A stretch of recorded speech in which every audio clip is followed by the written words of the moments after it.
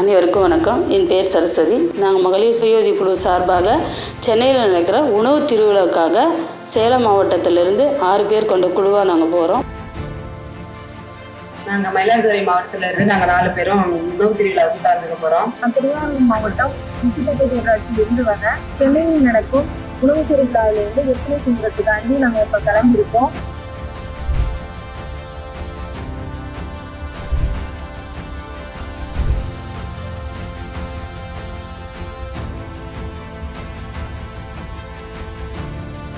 இன்னைக்கு நம்ம தமிழ்நாட்டில இருந்து அனைத்து மாவட்டங்கள்ல இருந்து இருக்கக்கூடிய சுய குழுக்களை கொண்டு வந்து அவங்களோட திறமையை மேம்படுத்துறதுக்கும் அவங்களோட திறமையை இங்க இருக்கக்கூடிய அத்தனை மக்களுக்கும் காமிக்கிறதுக்காக இந்த ஒரு செயல்பாடு செஞ்சிருக்காங்க.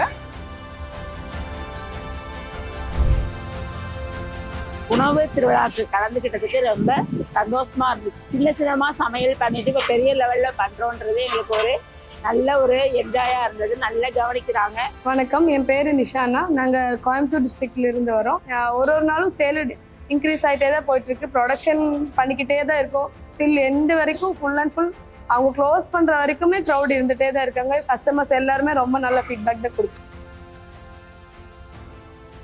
யோசிச்சோம் எப்படி இருக்குமோ, நம்ம வந்தா ஃபெசிலிட்டி நம்ம லேடிஸ் வரைக்கும் ஜென்ஸ் சப்போர்ட் இல்லாத நம்ம எப்படி செயல்படுத்த முடியும் இந்த 5 நாள் இங்கே ஸ்டே பண்ணி அப்படின்னு யோசிச்சோம். நாங்கள் எதிர்பார்த்ததை விட ரொம்ப சிறப்பாக எங்களுக்கு ரூம் அரேஞ்ச்மெண்ட்ஸும் எங்களுக்கு நல்லா இருக்கு. தங்கறதுக்குலாம்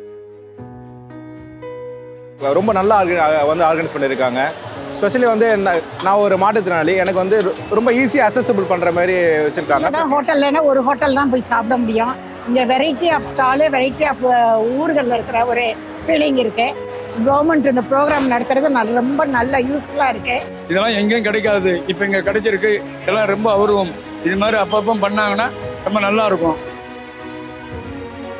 எங்க வீட்டுக்கெல்லாம் சொன்னாங்க, போங்க போங்க மழை வெள்ளத்துல தான் அடிச்சுன்னு வருவீங்கன்னாங்க. ஆனா இங்க வந்தா நாங்க மக்கள் வெள்ளத்துல தான் நாங்க இருந்தோம்.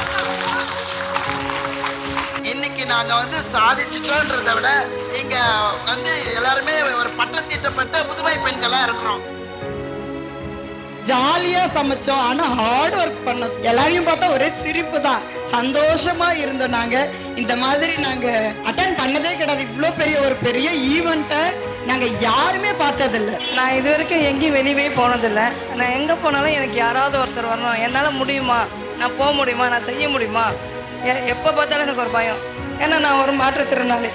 இங்கே வரும்போது கூட எல்லாமே எங்கள் வீட்டில் பேக் பண்ணிவிட்டு கண்டிப்பாக நீ தோற்று தான் வருவ, நீ போனால் அங்கே மழை வருது, புயல் வருது, கண்டிப்பாக உன்னால் சாதிக்க முடியாதுன்னு நினச்சாங்க. என்னால் இது செய்ய முடியும்னு சொல்லிட்டு இங்கே தான் நான் தெரிஞ்சுக்கிட்டேன் நானும் சாதிப்பேன்னு. இங்கே வரும்போது கூட 2 பேர் துணையோடு தான் வந்தேன். ஆனால் இந்த கடைசி நாள் தான் என்னை நானே நம்பி வெளியே வந்திருக்கேன். இனிமேலுக்கு இந்த மாதிரி நிறையா சாதிக்கணும்னு நினச்சிட்டு இருக்கேன். கண்டிப்பாக சாதிப்பேன்.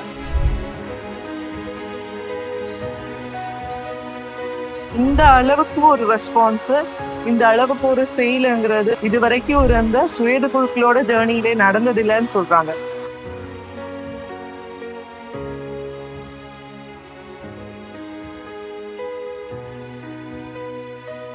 இந்தியாவிலேயே மகளிர் மேம்பாட்டிற்கு எடுத்துக்காட்டான மாநிலமாக நம்முடைய தமிழ்நாடு திகழ்கிறது என்றால் அதற்கு உங்கள் அனைவரையும் நான் பாராட்ட வேண்டும். ஆக நம்பர் 1 முதலமைச்சர் என்பதாக இருந்தாலும் சரி, நம்பர் 1 தமிழ்நாடு என்பதாக இருந்தாலும் சரி, அதனுடைய உண்மையான அளவுகோல் என்ன?